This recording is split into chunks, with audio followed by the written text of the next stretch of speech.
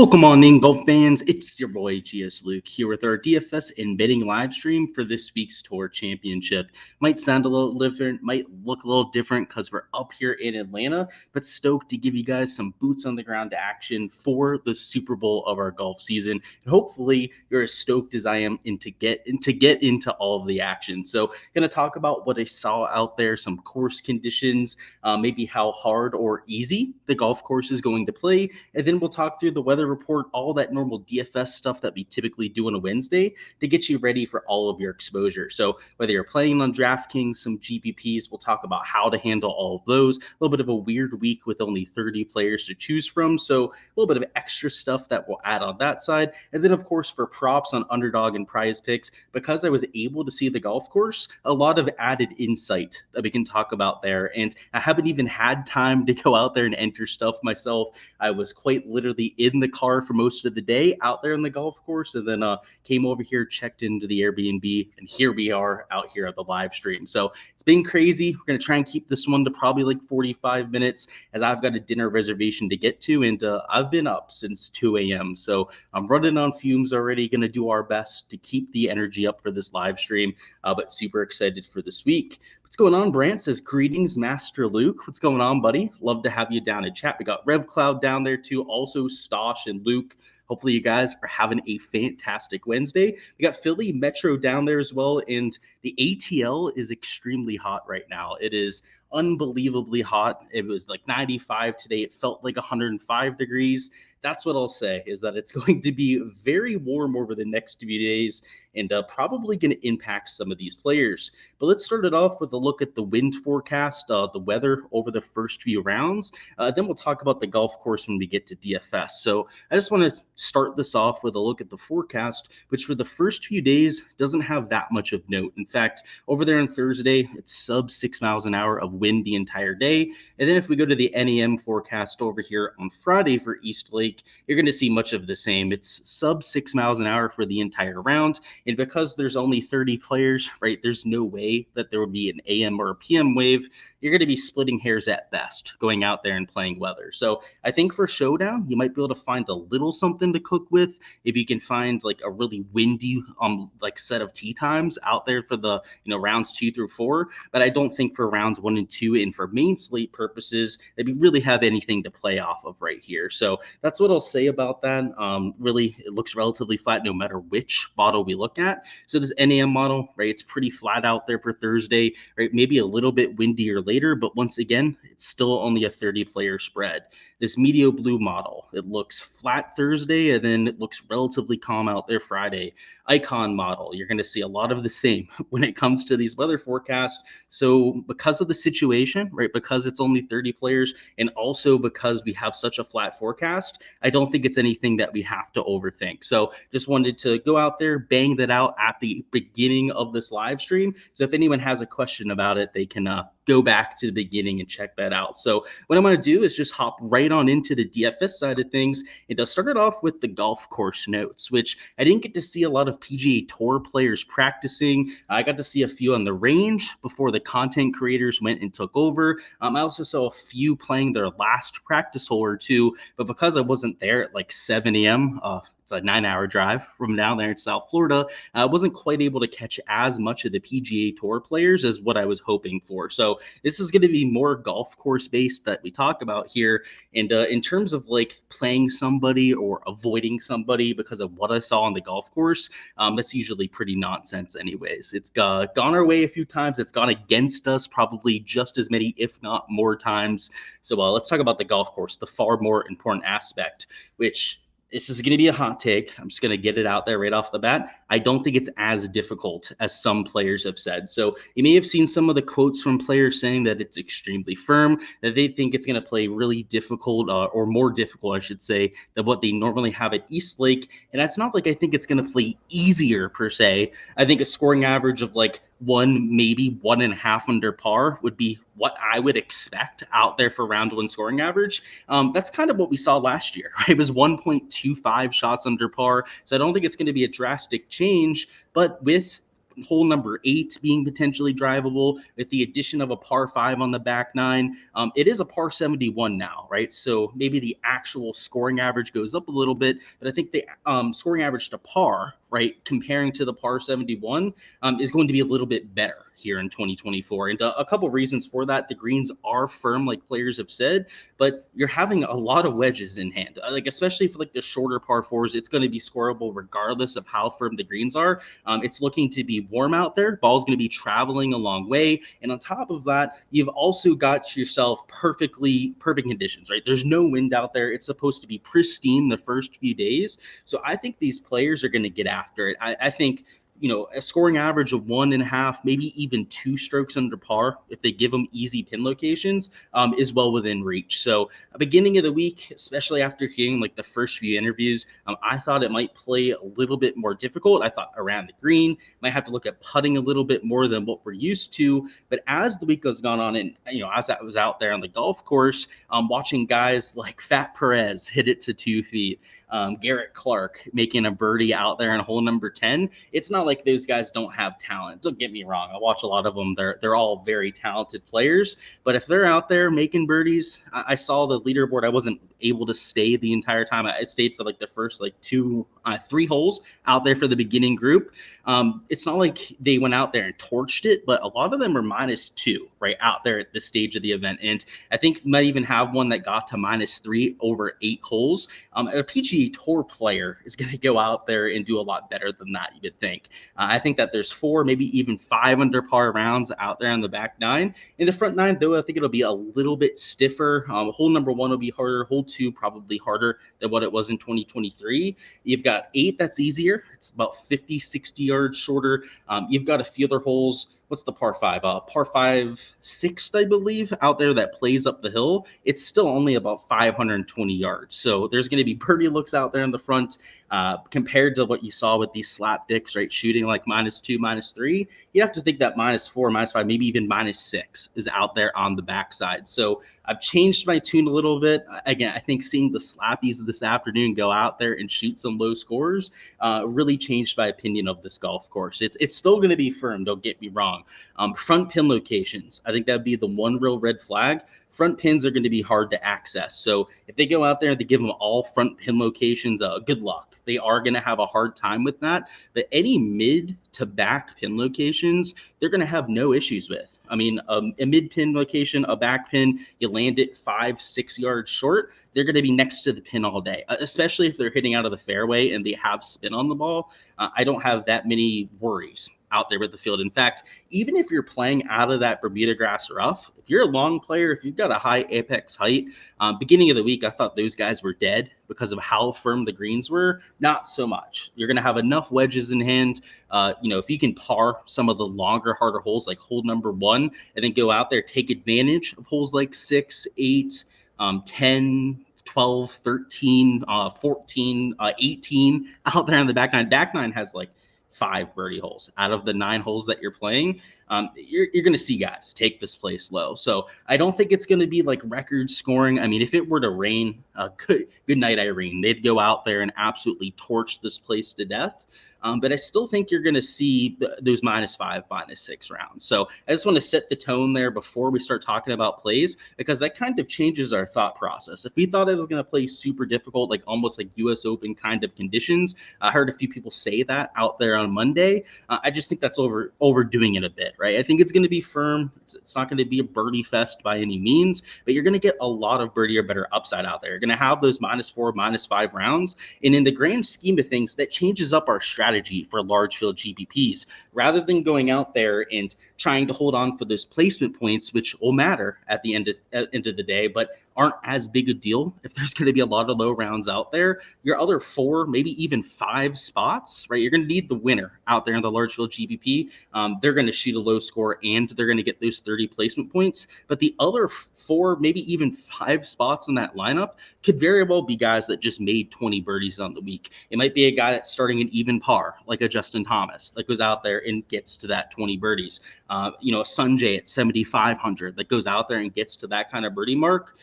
That's more so what you want to be looking at this week, just because I think the scoring is going to be decent out there. Now, like I said, if this was going to be very difficult, that might not be the case, right? You might want to try and prioritize the guys towards the top.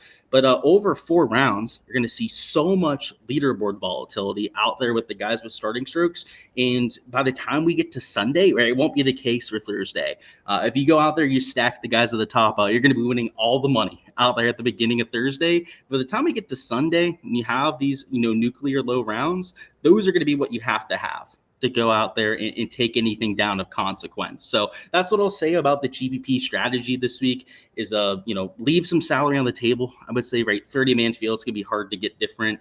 Ownership's very condensed, so I don't have the ownership on here. Of course, right, that's over there on the Patreon version. But outside of Scotty, Xander, that are both over 40%, rest of the field is all between like 15 to 25%. You've got like a stray dog like Pavon, for example, I've got at sub 15%, but I would say a solid 20, maybe even like 22 to 24 players out there of the 30, by the way, right, that are out there playing this week are between that 15 to 25% ownership mark. So the other aspect of this is that you kind of just play your guys this week. It's going to be more so about the going out there scoring, as I said. So you want to know that when you're building, but also ownership is so spread out that outside of, again, those top 2 dogs, Xander, Scotty Scheffler, ownership is pretty much non-existent. Now, I guess a Pavon, like I said, he's closer to like maybe 10, 11% projected ownership. You might get a little bit more different with him, right, than let's say like a 19, 20% owned player.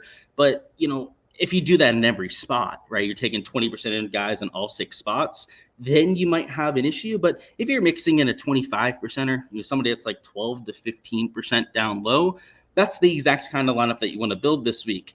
The things to add on top of that, the things that I think you should be, thinking about, maybe quote unquote overthinking, if you're looking at it that way, would be leaving salary on the table, would be going super studs and duds, right? Maybe taking Xander and Scotty in the same lineup. If you really want to get different, I think that's the way to do it. There's just not really a way to do it out there with the ownership angle. I guess you could fade Scott or Xander, hope that both of them up top don't get there. But with their form, with their starting position, I would say that there's slim to no chance that one of those 2 players doesn't get there. So you can play both if you want. You can split it down the middle. I think that's a perfectly viable strategy, particularly if you're entering like more than 20 to 50 lineups.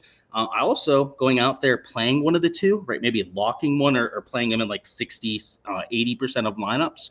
That's viable. And then also, I guess, I'll say I don't really think that fading both is super viable. But if you're crazy, you want to go out there, just play the idea that it's all about just going out there scoring, right? I mentioned, right, that's kind of the case out here, right? You might have to have the guy that finishes in first. But outside of that, it might just be all the guys that are going out there and making birdies. If you want to play that to the extreme, which I think, like I said, I don't want to call it non-viable, you could fade those 2 guys up top. So just pick your strategy. You could punt it, taking 50-50. I'm personally fading one of the top 2 guys. And obviously, if I'm playing Xander Schauffele, you guys know what I'm doing. All right, that was a long-winded thing here. Let me catch up on some water. By the way, I've got dinner reservation at 8:30, so we're good on time right now. We're only here at 7:15. Any specific player questions, just let me know down in the chat.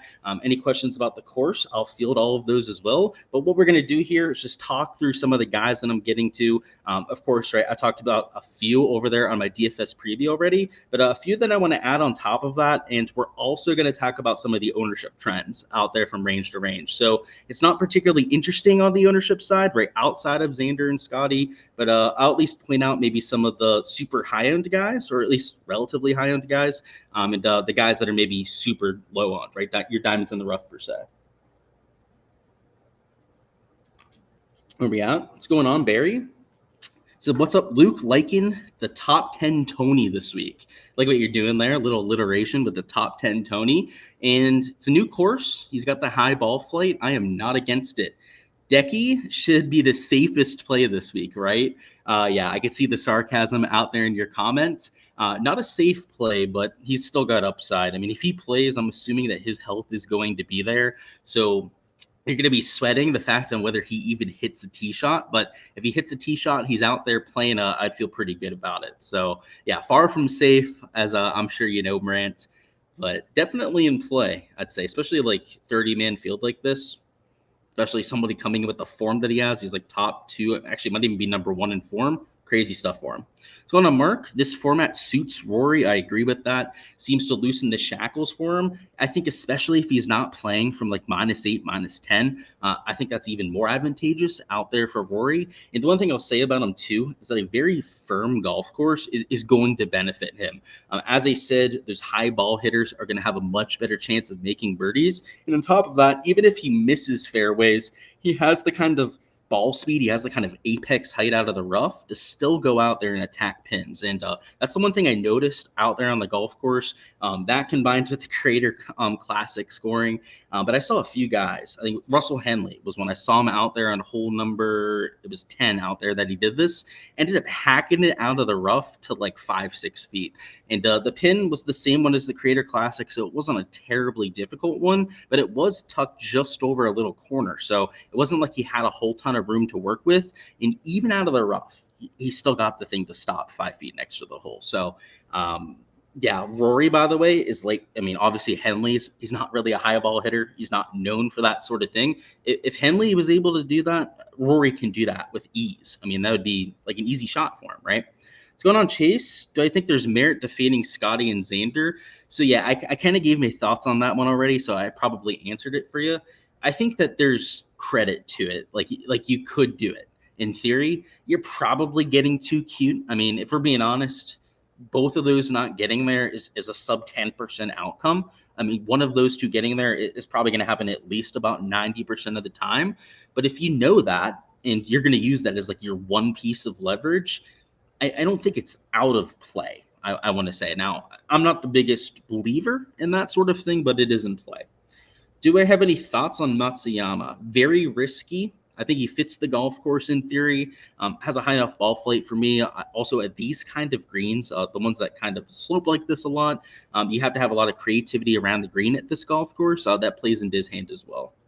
Normally, 1% product ownership is what we look for, but what about in the 30-man field? So 1% is way too high, actually. I go for lower than 1% product ownership out there in my builds. But whatever you're doing for product ownership, you're going to be a lot more lenient with it out there in this kind of week. So, you know, if you're at 1%, right, maybe go to like 3 or 5% out there in the 30-man field. And I think the way that you go out there, you make sure you get different, you get some leverage to the field, might be leaving salary on the table. I mentioned that out there for main slate last week. Did me a really good job out there with making sure I had unique lineups. It might be a lot of the same for me this week. I'm 150 maxing out here just like I did out there for the BMW, and I haven't built my lineups quite yet. I'll be doing that after I get back from dinner, but at least based on my pool, I have a lot of chalk in it. I have a few low-owned guys towards the bottom, even middle end of the board even, that are lower-owned. But most of my leverage, most of my differentiation is likely going to come from leaving salary on the table and then maybe getting funky with some line of construction stuff.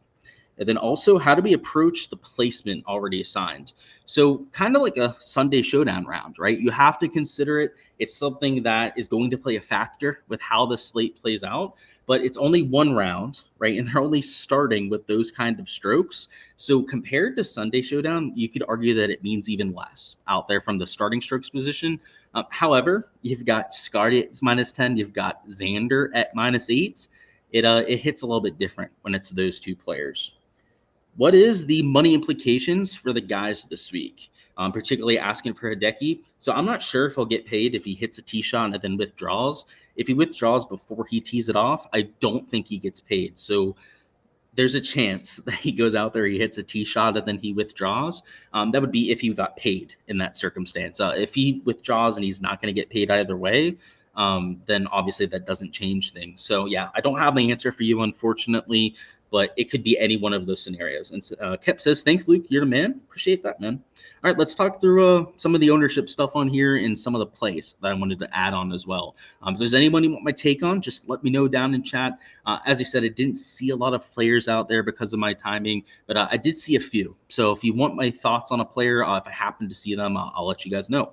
But towards the top end of the board, ownership is only on 2 guys, right? I already mentioned the Scotty Xander thing, but guys like Hideki, Ludwig, Rory are all at about 20%, maybe just over 20% ownership, or in the case of Hideki, well under 20% ownership. So if you're looking to get quote unquote different towards the top end of the board, really anyone but those top 2 is going to get you about half, if not even less than half, the ownership of those top 2 options. So I think that there's some merit to going down here and maybe starting with a Rory at 9,600.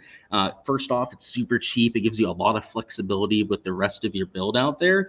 But at the same time, you're asking for a very low percentage outcome, right? For both of those guys up top, not even just one of the 2 to not be optimal, for both of them at the same event to not get there is, again, I don't think impossible, but at the same time, it's something that I'm not counting on in a lot of my builds. So I will have lineups, I guess, just for full transparency. I'm going to have a few lineups that don't start with one of those 2 up top, but it's going to be a minority of my builds. I'm going to have well over 80% Xander Schauffele. So if I'm going to have over 80% right there, that's going to tell you, right, I have at most about 20% that would be starting with somebody below one of those top 2 players. In terms of somebody I want to point out, I already mentioned Rory. I also bet him at plus 1320 to go out there and win without strokes. So obviously somebody I think sets up very well for this golf course. But Colin Morikawa, the more that I think this is scoreable, and I don't think it's going to be as much about the firm greens. I think there's a lot more to this course that you're going to see over the next 4 days. Morikawa makes a whole lot more sense. He's only $9,100. He's got all the birdie or better upside that you'd want, 22% ownership. So it's not like you're getting all that different by taking Colin Morikawa, but what you're getting is, I think, a very soft price on somebody that is a top 5, maybe top 6 talent out there in this kind of field. So I think in general, it's not like he's my favorite course fit. He doesn't have the highest ball flight, but the other way to do it, I mean, if you have the high ball flight, you could attack some pins out of the rough in theory, but the other way to do it is just to hit the fairway to begin with. And because they have made the fairways wider, by the way, I noticed that today they were significantly wider fairways out here in 2024. Somebody like Colin, if he's going to be pinpoint accurate off the tee, could just do it with the spin. If he's hitting out of the short stuff, he's going to have a much better chance of holding the greens, which is why I'm not as worried with the low apex height. And he can launch the irons too. It's not like he has that low apex height. Wyndham Clark here, 8,100, is another guy that I think is just way too cheap.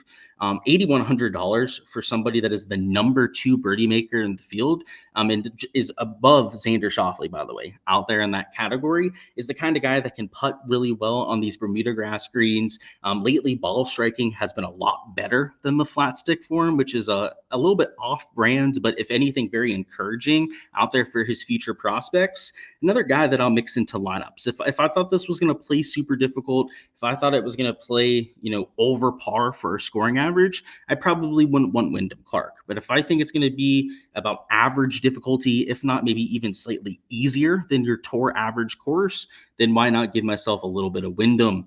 Just like I said up top, the ownership is very spread out. In fact, if I was going to go through these and try and point out like a low-owned option, I guess Keegan, a little bit lower owned than some of his peers.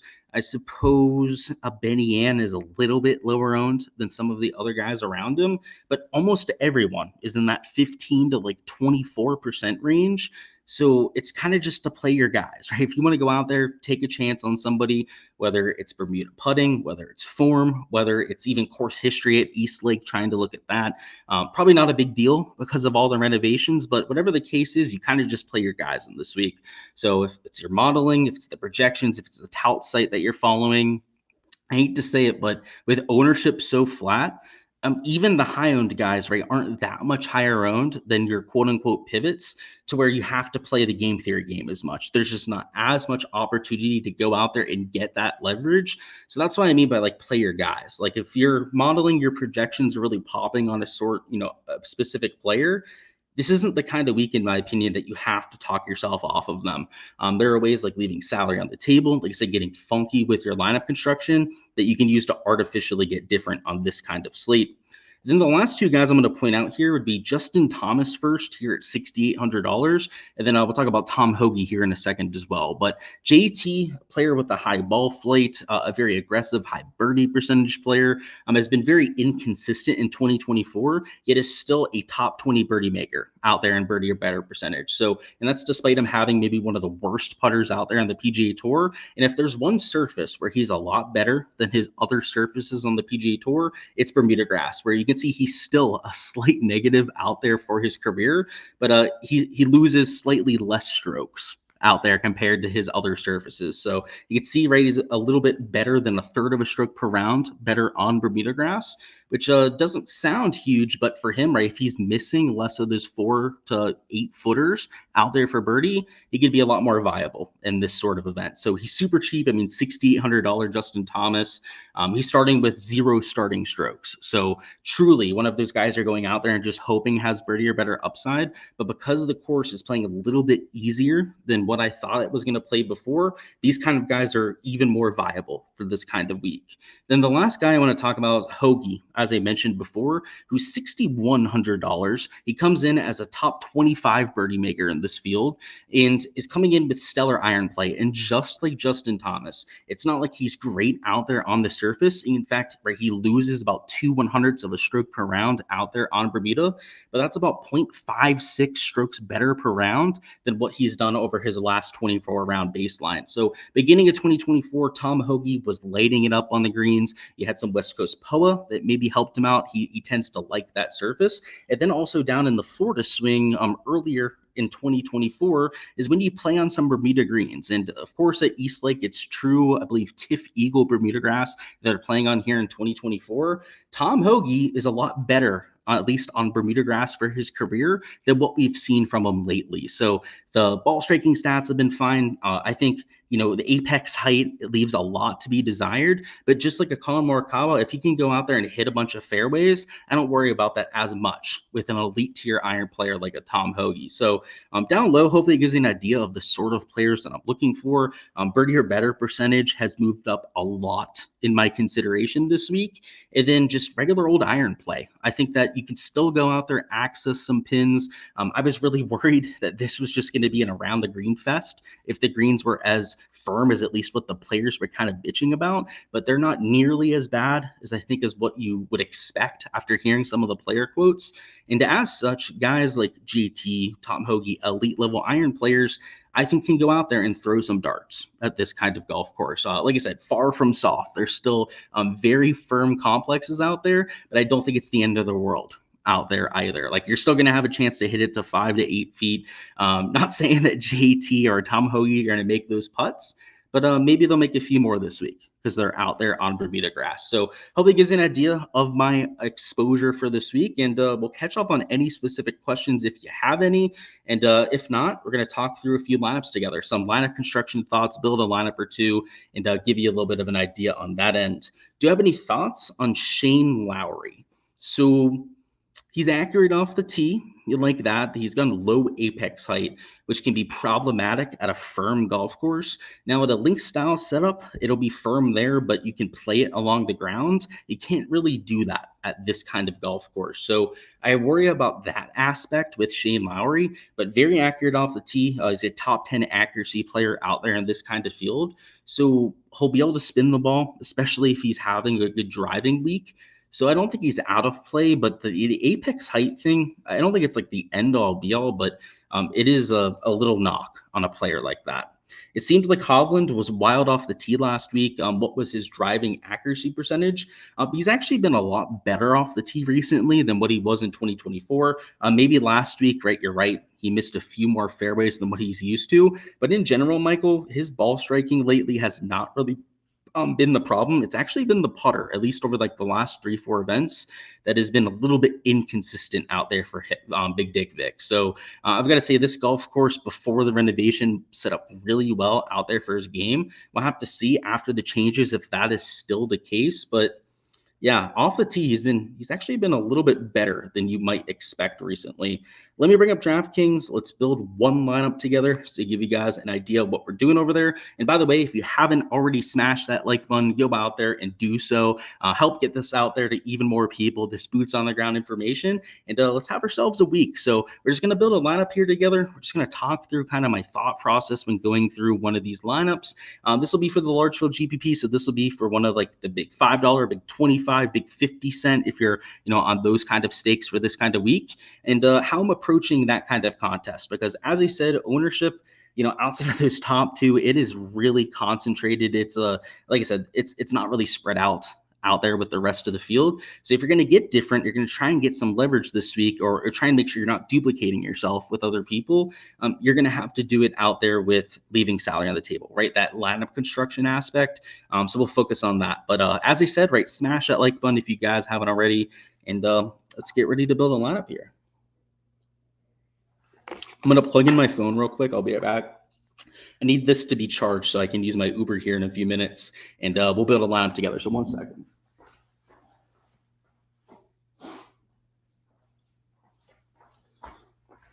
And by the way, a pretty sweet Uber setup that we have here, or Airbnb, I should say. I don't know why I said Uber setup, but a pretty good setup we got at this place, that's for sure. All right, let's build a lineup here. So what we're going to do for this build is we're not really going to worry about the ownership all that much. You're going to see, right, that lineup construction, that salary is going to be where we're getting that differentiation to the field. So I'm going to throw a Xander into this kind of build. I'm going to throw in a Colin as the second man in, Wyndham Clark at $8,100. We'll throw in Sanjay at $7,500, a Billy Ho at $71. And while it might be a little tempting to go out there and even take a Thagala here, right? That's leaving just $200 on the table. By leaving salary on the table, I mean like at least going down to a JT. And that would be leaving $400 right there. If not, going the whole way down to somebody like a Tom Hoagie and leaving a whole like $1,100 out there on the table. This kind of lineup is going to have a much, much lower chance of being duplicated, which, I mean, you got to put it this way. Last year, the winner was duplicated like 3-4 times. I'm sure the guys that won that were thrilled right out there with their week in DFS. But the fact of the matter is, if you're a long-term DFS player, if you're a pro, I mean, you know this, right? You're going to be just like rolling your eyes at how simplistic this is. But sharing and chopping those kind of contests is about the worst thing you can do out there for your ROI, which for a lot of people that have been around in DFS for a while, you probably know that, right? You probably know, differentiation, getting different, making sure you're not splitting first place is massive, especially on a sport and GPPs that are as top heavy as what we have on a week like this. Going out there and making sure that doesn't happen is like the key on a week like this. Leverage going to be tough to get. Like I said, ownership really spread out across the field, but making sure you're not going to duplicate yourself is by far the most important thing that you can do. Now, in a single entry, in even 1,000 entry contest. So let's say it's like a GPP, but there's only like 1,000 or like 2,000 entries. Maybe you don't worry about it as much in those builds because your chances of a duplicate are a lot lower in those kind of builds. But like the big $5, the big $25, I'm probably going to be spending at most like $49,500. If not, at most like $49,200 out there in those kind of lineups. I'm going to be leaving significant salary on the table. And you can see here, I mean, we've got a lineup built here that still has Xander, that still has guys like Morikawa, Wyndham Clark out there in the mid-tier range, who, by the way, are still starting with starting strokes out there with those kind of guys.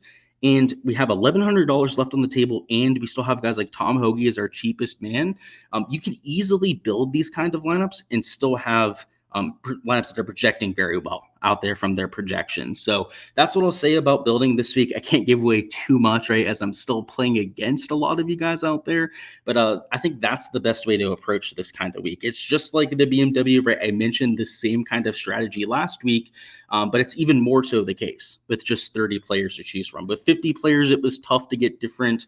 You had a much higher chance of duplicating in a 50-player field. A 30, man, it is like exponentially more the case out there in a week like this. So that's all for the DFS section. Now we're going to go over there to props. So if you were just here for DFS, I still appreciate all of you guys stopping by. Hopefully we went through all the content that you guys were looking for on that side. If not, just let me know with a question down in chat, right? And I'll try and circle back to what you guys are looking for. But best of luck with all of your exposure this week, especially if you're heading out of here because you were just here for DFS. Still appreciate you guys stopping by, but go out there, take down a GPP for your boy, Sunday, and we'll be back for round 2 through 4 showdown. So just because I'm here on vacation does not mean we're going to be skipping out on the live streams. So for showdown out there for props rounds 2 through 4, you guys know the deal. We'll be doing the same thing, a little bit quicker streams, probably closer to like 45 minutes on a week like this, just because I got to get dinner and all that in the belly. But still going to be doing the live streams, that's for sure. So best of luck out there, and let's catch up on any last second questions if there are any. Scotty said it was hard to run up shots because of the grass around the greens. Exactly right. So that's why I said like a link style course, like Shane Lowry, for example, could get away with the low on ball flight. You can't do it this week because they're all perched up, which is why you can't go ahead and like run them up. A lot of them have bunkers in front of them, and then also it's rough in front of the green in a lot of cases. So you're right on that. They are difficult to hold, but on all the easier holes, they're not difficult to hold. I mean, they were hitting wedges to like 5 feet out there. So if you're in the rough on like a 200-yard approach, it's going to be diabolical. Ball is going to ping pong off the green. So, for example, when we wake up tomorrow, hole number 1, you're going to see some crazy shit happen because that's a 500-yard par 4. It's got the length. It's going to be early in the day. You're going to probably see some misses off the tee, right? Because it's your first tee shot. First green might be really difficult to hit. So I think if you wake up tomorrow, you see the first hole, you might be like, wow, this golf course is really hard now. Just give it like an extra 30 minutes to an hour. Then make your judgment about the golf course is what I'll say about that. But let's talk about props. So in terms of props for this week, Draftkings wants my location. Okay, that's okay. We're up here in Atlanta, Draftkings, if you want to know. But in terms of the averages, right, we could take a look at this from 2023, but I don't think it's all that applicable. Golf course, by the way, changed from a par 70 to a par 71. But on top of that, it's going to play so much firmer this year that, trying to use these stats from 2023 and, use them with any kind of certainty is a fool's errand at the very best. So what I think the best case or plan of action out there for tomorrow is to wait until we can see some of the scoring and then go out there and adjust. Now, we're not just going to do that for our exposure. We're going to go out there and try and find something to play ourselves. But if you're on the fence, maybe you miss some of the value on here. Maybe it bumps. You're watching this on replay. Just sit tight. Watch some of the scoring averages as they come in over the first like half an hour to maybe an hour of tee times, and you can go out there and enter some stuff for the mid to later guys. So I think that's first off probably the best way to go out there and play.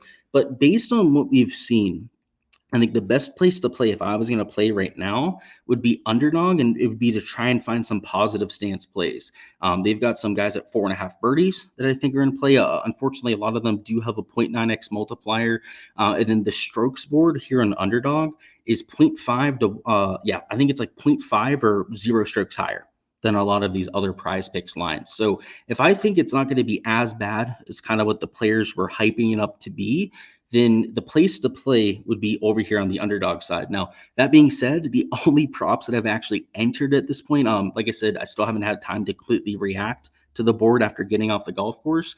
Had to go live here immediately after we got home. But in terms of the props that I've already entered, I took an under on Matthew Pavon pars, so that one is still up. And then I ended up fading Adam Scott at 68.5 strokes, and now he's up to 69.5. So obviously that one bumped through the roof. I probably wouldn't touch it at this point. But yeah, this under on Pavon still stands, even with it being maybe a little bit easier than I thought a day ago. Pavon is still coming in with the worst form of the field, quite literally losing 2 strokes per round to the field, which is dead last in the 30 players that made it here to Eastlake. So yeah, if there's anyone to fade, it's Pavon there on Prize Picks. I took that with the college football free square, by the way, out there for my exposure. So if you want to take that, feel free to go out there and tell it yourself.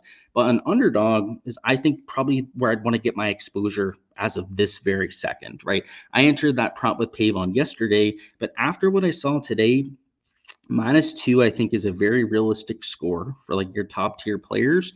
And for a guy coming in with a lot of form, one of your world's best players, I think that -3 is a very reasonable round. Now, these guys like Scotty Xander that are at 67.5, they'd have to shoot -4 to go under this sort of line. That's where I kind of probably, draw a line, right? That's a really low round, even at a course that I don't think is going to be that bad.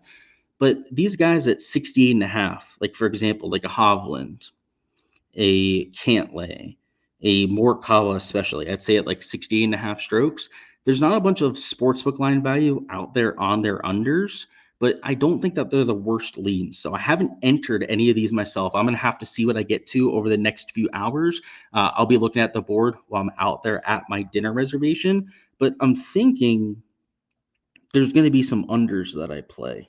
Now, yeah, Hideki's at 68.5 on both sites.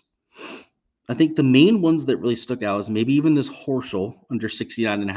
Like I said, a -2 round, which would be a 69, by the way, at a par 71. I think is in play for like your average cat at this kind of field. Billy Ho, by the way, more than an average cat, especially with the kind of form that he has coming in. But like, yeah, Morikawa at 68.5. That one definitely stuck out. Cantlay has been playing some really good golf. Like I wasn't on these a day ago. Like I wasn't even looking at these unders on strokes because again, they all complained, oh, it's so firm out there. Oh, it's gonna play so much harder. I think that it's gonna play easier than the scoring average last year. And let me stop sharing this so I can bring up Data Golf and just show you guys what we're talking about.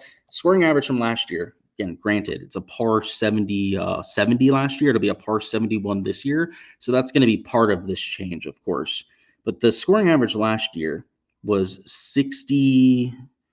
I guess it was what 68.76 would be the scoring average from last year. Yeah, 68.76.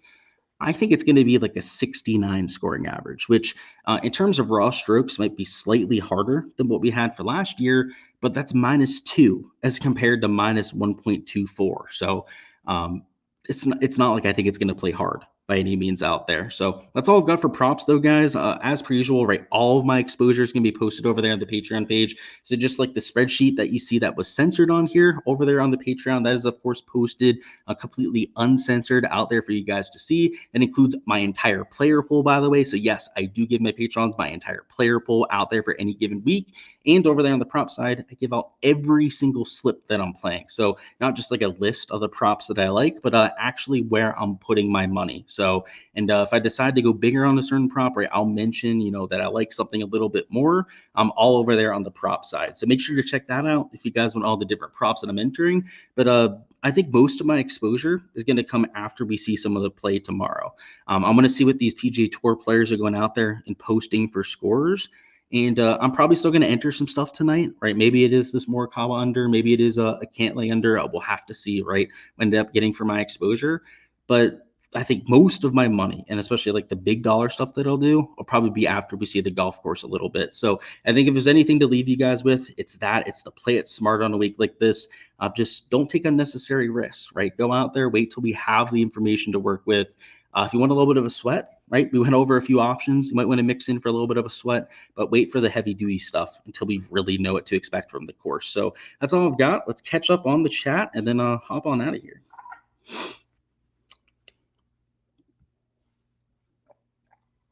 So Mark says, yeah, you took some fades early. I kind of did the same, right? Like so I told you, I faded Adam Scott strokes. I took the under on Pavon pars. So I'm kind of there with you, Mark. I don't know if I'd be sweating it that much. I honestly think the pricing's pretty decent across the board for a lot of players. So if you have some overs, I don't think it's the end of the world out there. But yeah, I definitely don't think it's as hard as they were hyping it up to be. That's for sure. What's going on, Kim? Says Henley top 10 finishing position.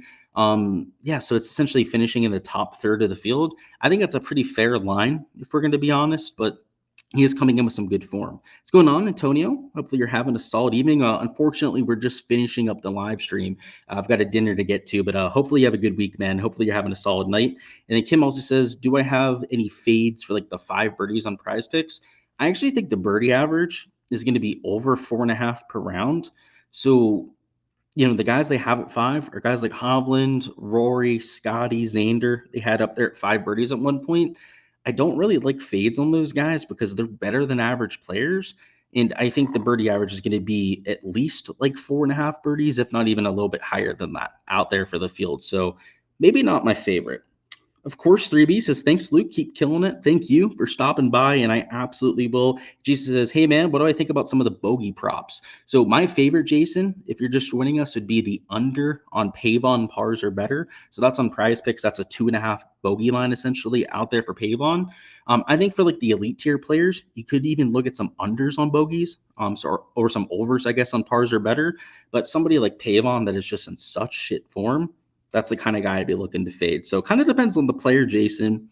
And I think you can find value on both sides. Of course, Kim, hopefully you have a solid week. And like I said, got to go ahead and call it at that. That's all we've got out there for the live stream. Go ahead, smash that like button if you guys haven't already. And I'll see you guys for the content throughout the rest of the week. Tomorrow there on Twitter, I'll try and take some videos of players out there on the course, trying to give you guys a little bit of extra information about what I see out there with conditions as well. And let's go out there and crush our exposure. Round 1 might be a little bit light, right? No showdown. Lighter props for sure out there for tomorrow, but rounds 2 through 4 is where we go out there and really get after it. So make sure to tune in for all the content, all the live streams throughout the weekend, covering all that content. That's all I've got though, guys. Appreciate you stopping by, and let's get it this weekend.